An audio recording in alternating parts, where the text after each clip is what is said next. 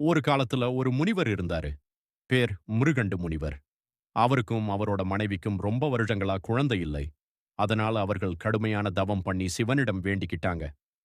சிவன் அவர்களுக்கு ஒரு தேர்வு கொடுத்தாரு. முதல்ல குறைந்த ஆயுள். ஆனா மிகுந்த அறிவு உள்ள பையனா? இரண்டாவதா நீண்ட ஆயுள் ஆனா சாதாரண பையனா?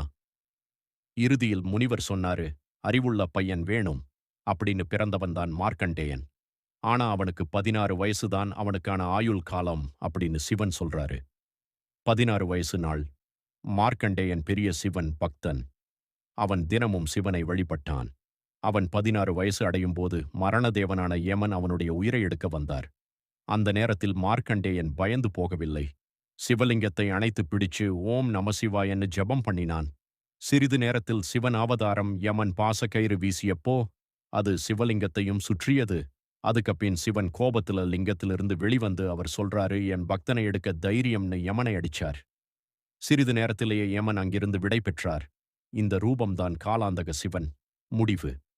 சிவன் மார்க்கண்டேயனை பார்த்து ஆசீர்வதிச்சு, நீ எப்பவும் 16 வயசுலயே இருப்ப, மரணம் இல்லாமல் சொன்னார்.